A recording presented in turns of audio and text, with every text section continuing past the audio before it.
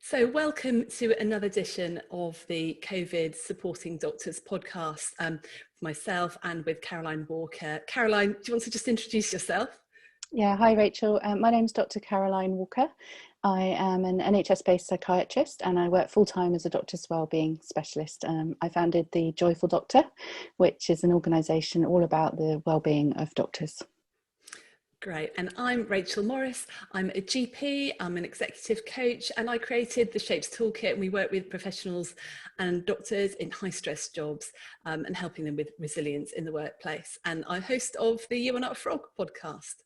So it's great to be back today. And this time we wanted to talk about expectations, because I have noticed in my conversations with lots of doctors, both inside my community, but also with some of my friends and some of my relatives, that we have really high expectations of ourselves at the moment. And a lot of us, I think, are seeing the coronavirus crisis as, yes, something that we have to endure, something we have to get through. But actually, you know, with our sort of capacity for development and for wanting to improve ourselves and wanting to make things better, we're actually seeing it perhaps as a time when we can do those things that we never got round to doing. We can do those courses, or make our gardens amazing, or get really, really fit, or lose loads and loads of weight, or do all this professional development.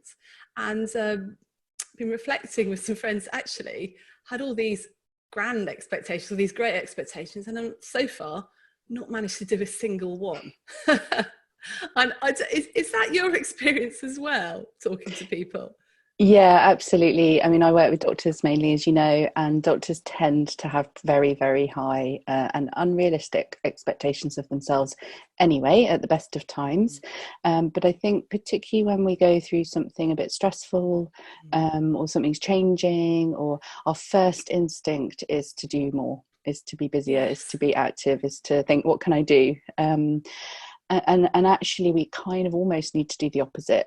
We almost need to just go, oh, okay, something else has come along in my life that's going to take up some space mentally or emotionally, or, you know, that maybe I need to actually ease back and do less. But that comes, it's a very unnatural thing for doctors. You know, most of us are doers, and have very, very high expectations of ourselves. That's so true. We are so geared towards action. And then myself, in any crisis, I'm like, right, how can we solve the problem? What can we do? What can I do? Yeah. And it's really odd to have this actually keep calm and do nothing.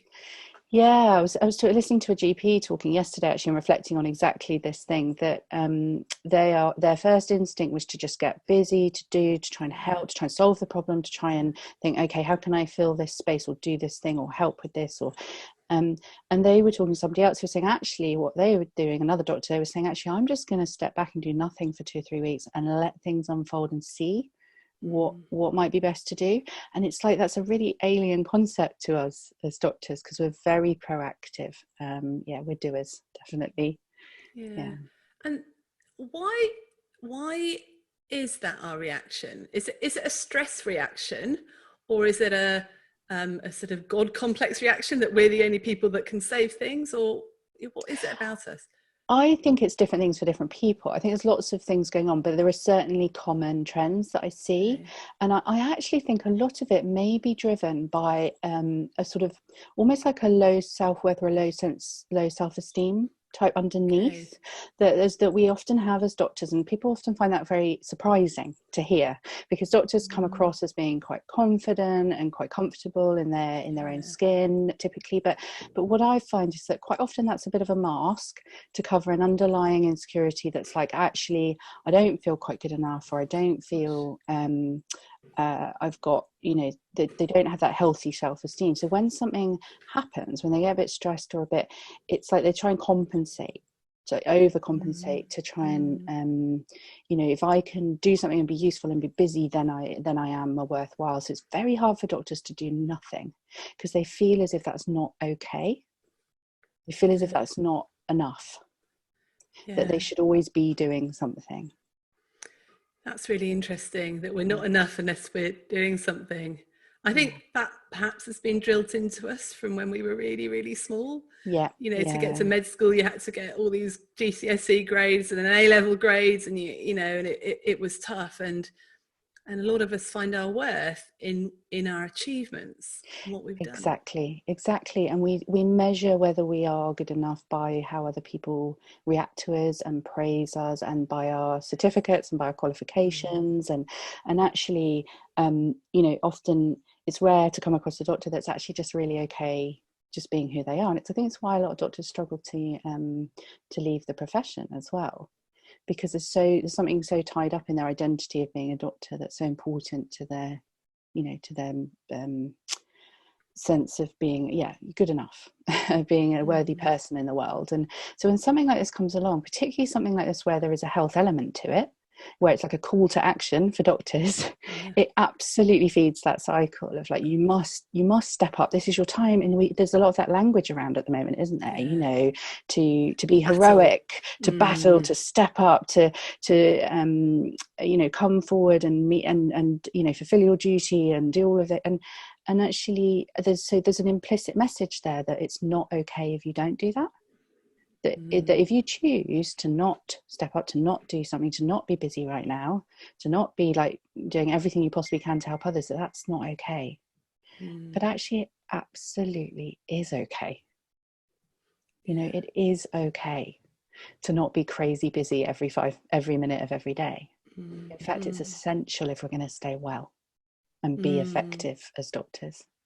Yeah, I completely agree. I think that's why it's so hard for the doctors that are having to self-isolate at home or shield, or maybe have been redeployed from their usual job. But actually there might have been, and I know there are lots of doctors who've been redeployed but aren't being used necessarily because they might not be as busy in their area as they were expecting to be, or something like that.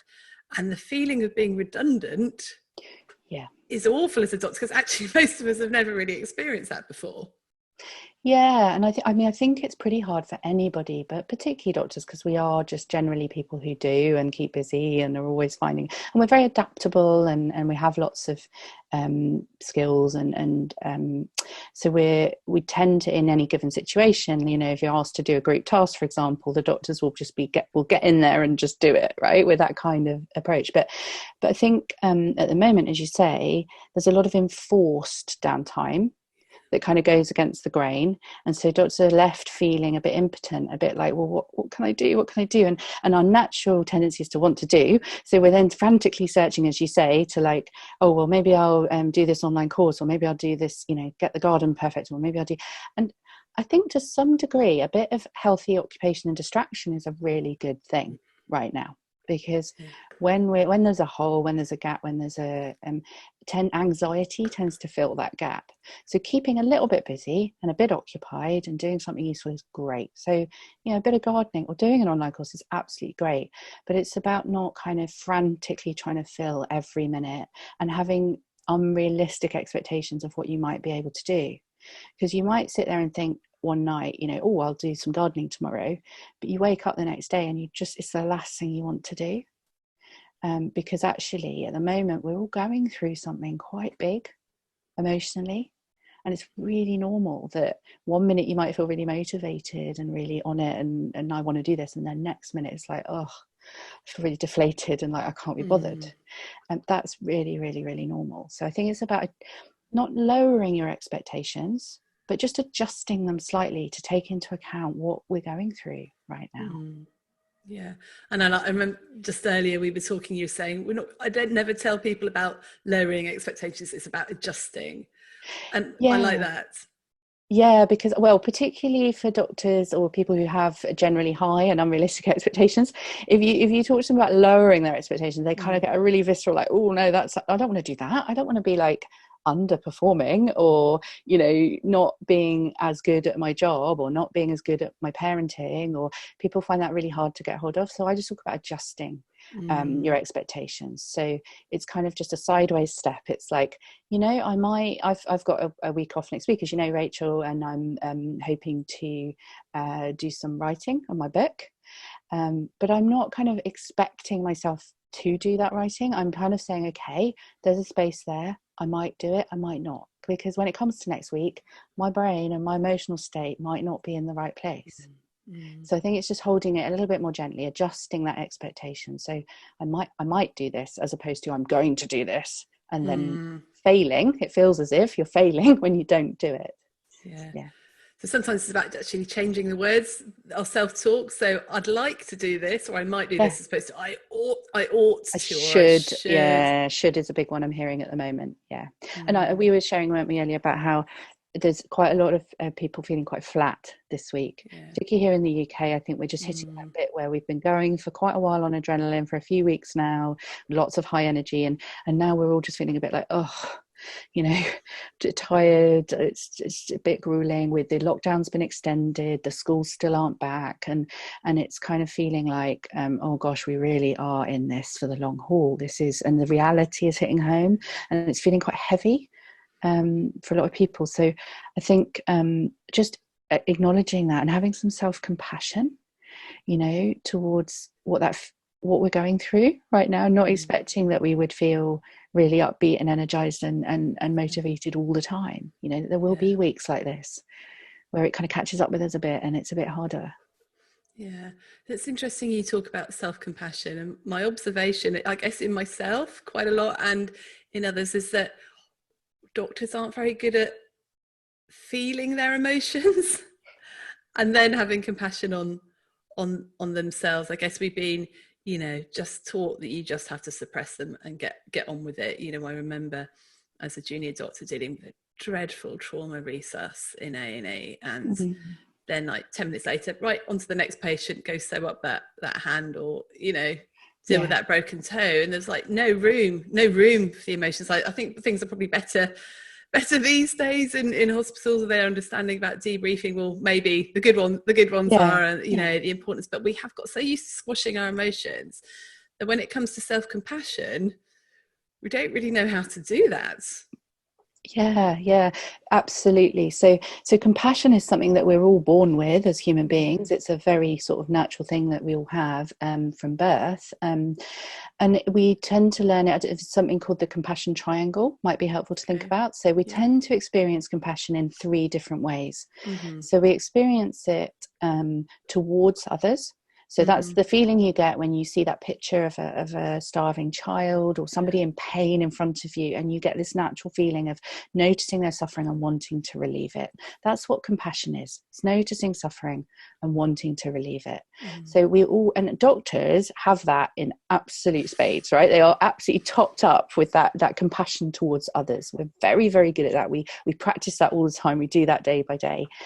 Another on the compassion triangle, another aspect of compassion is compassion from others. So that's where, like, say you're having a bad day, like you've done a really 12-hour shift and you're absolutely broken, and that nurse comes up to you and hands you a cup of tea, right? That's receiving compassion from others. They've noticed that you're struggling and they're trying to do something to relieve it or want to relieve it. And doctors we're okay at receiving compassion from others if we're broken enough, I find. So we don't want it, we kind of brush it off in day-to-day life. We're like, no, we don't want to help, we're fine, thank you. But if we're really broken, if we're really tired, then actually it can be lovely, and we can receive that compassion from others. The third part of the compassion triangle is to the self, and that's the one where the doctors typically tend to struggle with. So noticing that you're struggling, you're suffering yourself, and wanting to relieve that or trying to relieve that. But the brilliant thing is about compassion and the compassion triangle is it's all the same thing. So compassion is compassion is compassion. So if you can do it to others, you can absolutely do it to yourself. It just takes practice. So it's just about noticing when you're suffering and then wanting to do something to help that. And typically doctors will get a bit kind of lost when they first try doing this. So they'll have a bad day and they'll kind of go, oh, well, I'll crack open that bottle of wine. And that's the way that, they find these ways of trying to be compassionate to themselves, but that end up actually kind of not helping so much. So it's just learning those ways that you would do to someone else that are helpful. So, it's simple things like, if you see someone struggling, you might give them a hug. When you're suffering, you might need a hug. So it's really simple things like that, but just noticing. when you're suffering, and trying to find ways to relieve that in a healthy way. How do we let's go really back to basics. How do we notice when we're suffering, right? Because I think we have all these emotions all the time. You know, anger, and then we get happy, and then, you know, a lot of us find it very difficult to actually identify that. Yeah, because for many of us, particularly as doctors and healthcare professionals, where we've, again, had the focus has always been on helping others, we get really good at recognizing it in other people, don't we? But we aren't so good at recognizing it in ourselves. And it takes a bit of time and a bit of practice. And I would say it's easier to do it with other people. So if you're feeling something, it doesn't really matter. I've heard this from a few people lately, actually, a few doctors saying, I don't know what I'm feeling. Actually, I don't know what I need right now. I don't know if I need coaching or therapy or just to go for a run, or I just don't know. Actually, just talking through what you're thinking and feeling will help. So you don't need to know the right words for it. You don't need to know. You just need to share it with somebody, because actually we learn as human beings from each other. So I might say to you, Rachel, oh, do you know what? I'm feeling a bit like, I don't know, a bit snappy today. And then you might say back to me, oh yeah, I've been feeling a bit irritable too. I think it's because, you know, of this. And so we chat about it and we learn, like, oh, okay, it might be this. So I think it's about, it doesn't really matter what words you put to it or how you do it, but just sharing it with other people, I think, is really, really important. You talk a lot about check-ins for teams, don't you? And I think that's one way that we can do that for each other in this current environment, is to just allow a space as a team to just go around and say, how you doing? You know, and it doesn't matter what words you use. It's just putting some name to it. You'll then learn from other people. You'll be like, oh yeah, that's that what they just said, that fits. I think that's what's going on for me. That's so true. Last week I was talking to a group of really good friends, and they're like, how are you, Rachel? I was like, I'm fine. And then I was like, well, I've got this thing on my mind. So by the end of talking about it, I was in tears. I was like, oh my gosh, I didn't realize I was so worried about this, or it was affecting me so much. And I think you know, often people, the sort of Myers-Briggs type extrovert personality, need to talk to know what they're thinking. There's a great quote from Peter Ustinov. I love being interviewed. It helps me know what I'm thinking. And I'm like that. I do have to talk it out, and then I know what I'm thinking. Other people actually like to internalize it and think through. Yeah, and that's fine as well. And it's about finding a way that works for you, I think. So if you're somebody who doesn't, if the thought of having to say to someone how you're feeling absolutely puts the fear of God into you, then, you know, maybe listening to podcasts, reading books, or, you know, just being curious about what it is you're thinking and feeling, actually, you know, just scanning your body and going, oh, what's the feeling here? Is it a tightness? Is it a pressure feeling? Is it a kind of skin crawling? I don't know, just getting curious about it. And just, you can learn a lot about yourself, right? Just by asking, oh, what is this? How do I feel? And that's something we're not really role modeled how to do that growing up, and particularly in something like medicine, where, as you say, there's not that much of a focus on emotional health and well-being. It is improving, absolutely. But yeah, we're all learning all the time, you know, what are these different emotions, and even people like myself who are, you know, doing this for a living, I've been doing it for years, I've been on my own journey with mental health problems, learned a lot about myself. Even I struggle sometimes to know exactly what it is, you know, that's going on, and that's okay as well. Really important journey of discovery. What I find in myself is that I experience an emotion, and then I try to rationalize it, and then I try to fix it. So typical kind of, we're quite in our heads as doctors, aren't we? So we'll feel something. Typically it'll be in our bodies, actually, where it starts. So there'll be like a tightness in our chest, or a nausea, or a tension, or something physical going on, or a headache, and very, very quickly we will try to intellectualize it. We'll try to think our way through it. And actually sometimes it can be really helpful to try and just drop back into your body and just notice what's going on in your body, actually, because emotions are very physical as well as thinky. So once we sort of recognize our need for compassion, and when we notice when we're suffering, how do we then, well, I think there's two questions I've got. First, how do we then show compassion to ourselves? You said, you know, go and get a hug from someone. what if there's no one around? What if we're in that position? And then my question is then, how do we get it from others? Because I think we're really bad at receiving it from others. So let's start with self first. What other healthy techniques are there for self-compassion? So I actually think the hardest bit is actually just that very first bit, is noticing that something's going on. Right. So actually having that check-in. So I remember when I first had my son, I was really, really struggling with some postnatal depression and some high mood as well. And one of my health visitors kept asking me, "What do you need right now?" And this really stuck with me. And I wrote it on a Post-it note and put it on my wall next to my chair where I was doing a lot of my breastfeeding and stuff. And I just got into the habit of asking myself, what do I need right now? So it's not so much actually, Rachel, the answer to that question, because it isn't what it's about. It's actually asking the question in the first place, because the answer will be different in on any given day at any given time. So sometimes it's, I need a glass of water because I'm thirsty, or I need to eat because I'm hungry, or I need to sleep because I'm tired, or I need to get a hug because I feel lonely, or I need a hug, or I need to cry, or it could be anything. So I need to read, I need some time to myself, so the answers are literally limitless, but it's just asking yourself that question, what do I need right now? Getting really in the moment about it. And typically as human beings, if we give ourselves permission to ask that question, we will know the answer more often than not. And if the answer doesn't come, you go, I don't know what I need. That's okay. You just wait a little bit. You say, okay, well, I'll just wait a little bit and I'll ask myself again in 5 minutes or 10 minutes or half an hour, or it's okay.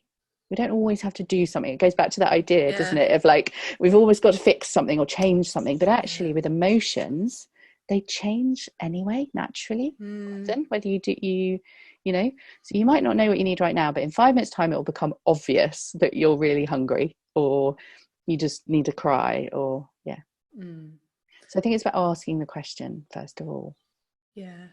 And I guess there are things that you can do, like for me, if I don't really know what I need, sometimes just getting out and going, we live near a lake, and just walking around that lake, by the time you come back, I'm like, that's what I need. So a little bit of distraction, again, a little bit of just taking your mind off the problem. It's that idea, isn't it? You put it on the back burner, you kind of stop overthinking it, stop trying to solve the problem, and actually it tends to solve itself. So maybe you go to bed and you wake up and the solution magically appears, right? So it's sort of asking your question, what do I need right now? And if you know the answer, great, then you can start to think about how you meet that need. If you don't know the answer, then maybe just do something else for a little bit, and then the answer may come. So that's really great advice. So just stop, what do I need right now? And giving your permission to get what you need right now as well. And we're hearing this a lot from doctors at the moment, with particularly around difficult issues like PPE, for example, because again, we get very up in our own heads trying to solve the problem. So there are doctors out there who are kind of desperately trying to work out how they can access enough PPE. And actually, if we stop and just think, what do they need right now? They need to be safe. That's what they need. And actually the decision may be, and it's a very hard one, but the decision may be to not go to see that patient because you haven't got adequate PPE. Because actually if you think, what do I need right now? Well, I need PPE. Is the PPE there? No. Then what do I need right now? Well, I need to be safe. So what do I do? Well, I keep myself safe. And that's really hard. And we've done a webinar on moral injury, haven't we, Rachel, talking about how that can then generate, other difficult feelings. But I just think it's a good point to illustrate that if you just keep asking yourself that question, what do I need right now? You will get to the right answer eventually, even if the thing you need isn't there. So like you alluded to actually really nicely, that you might need a hug, but there's no one there to give you a hug.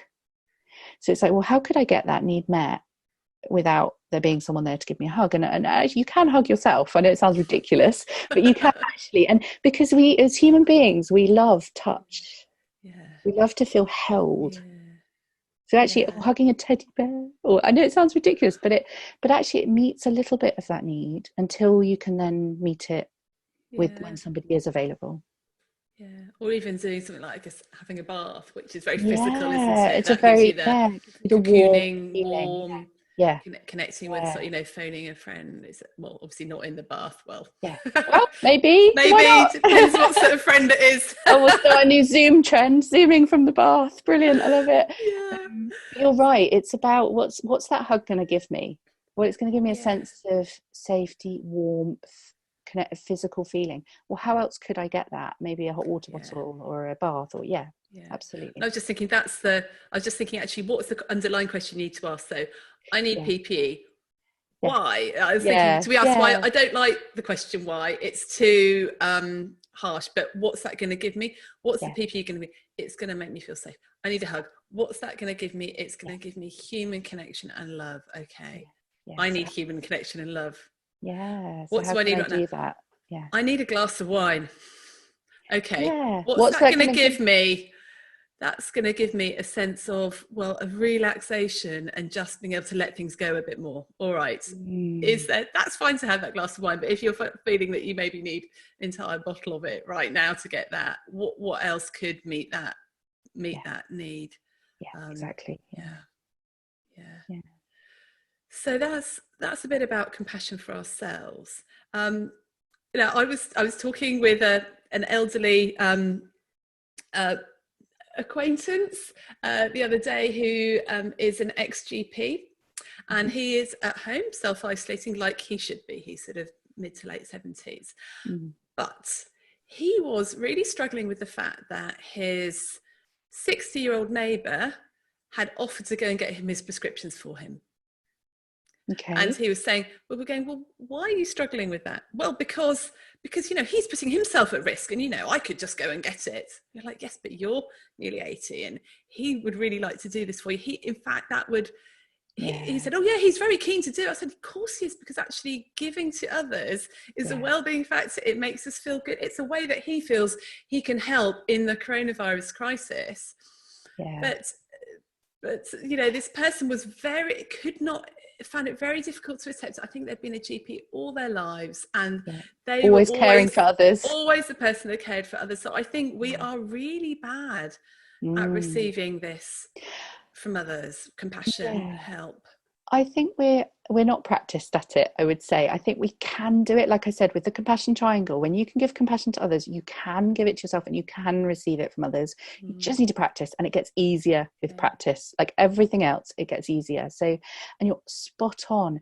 That person, allowing them to help you is a gift to them, because human beings love to help other human beings. We just love it. So every time you say, oh no thank you, that's really kind, but no thank you, you're actually denying that person an opportunity to feel good about themselves and to do something useful and helpful. So although it comes from a very good place, often doctors don't find it very hard to accept help from others. It comes from a place of wanting to try to do it themselves and to not burden other people. Actually, I think we have to recognize that in doing that, we're actually not allowing that other person to be the full human being, and that have the wonderful experience of being able to help people that we get as doctors. So as doctors, we get to help people all the time, and we know how good that feels, right? We all know, if we're honest about it, it feels amazing when somebody says to you, thank you, thank you doctor, that was great, you made me feel so much better, or you reassured me, or thank you so much, couldn't have done that. It does feel really good. And if you can let others help you, it gives them that feeling. And it does get easier. I promise, I never used to accept help from people ever. Now, oh my goodness, it's one of the first things I try and do. If I'm struggling, I'm like, okay, who can help me with this? And I almost try and list out, well, that I could ask this person this and this person this, and they absolutely love it. And people will say if they can't do it for whatever reason. Yeah. So practically, what can doctors ask of other people at the moment? Oh, anything and everything. I mean, anything you think of. Like, we're seeing great examples, aren't we, of food being delivered to hospitals, people picking up medications and food shopping for doctors that can't get out to the shops, or, just honestly, anything and everything. Going back to that question, what do you need right now? Ask that, and then whatever that is you need, you can ask for that. So it might be a basic physical need like food and water. It might be an emotional need. It might just need, actually, would you mind if I just phoned you and just told you about my day? Because it was really tough. So anything, literally anything. Yeah. So one thing that's in the back of my head, I know that when we sort of read a lot about self-compassion, and I've got the bit by Tara Brach about the rain therapy and stuff, and a lot of it is about recognizing and stuff, and a lot of it talks about sort of these meditative practices and mindfulness and things like that. How can mindfulness and meditation and all those sorts of things help with sort of self-compassion and adjusting expectations and all those sorts of things? Yeah, I mean, they absolutely can help. I think they are quite tricky to do if you've never done them before. So I'd go lightly to start with and just try with something like an app, or there's lots of free apps out there at the moment for frontline NHS workers, things like Headspace and Calm. And I think where they can be really helpful with self-compassion is they can help you to start to notice what you're feeling in the moment more easily. Right. So I practice a bit of mindfulness. If I don't do it very often, we sort of go into autopilot. And then that's when you do find that you come home and you reach for that extra glass of wine or that extra chocolate bar, or you snap at your partner without thinking about it. Whereas when you practice something like mindfulness or meditation on a regular basis, it is a practice. It's not like a one-off thing. When you do that, it becomes much easier to notice what you're feeling. So then you might get back after a bad day and be like, oh crumbs, okay, I'm actually really struggling today. That was a tough day. Okay, all right, what do I need? And so it can just give you that little bit of space, I would say, where you're more in tune with what's going on internally, and then you have a choice as to how you respond to that in a more healthy way. So I think that's the biggest way in which it can help at the moment. I mean, generally it lowers levels of anxiety. It can help you to feel more focused. But I think it's about just having more awareness, I guess, of what you're feeling and going through in a moment-to-moment basis. Yeah.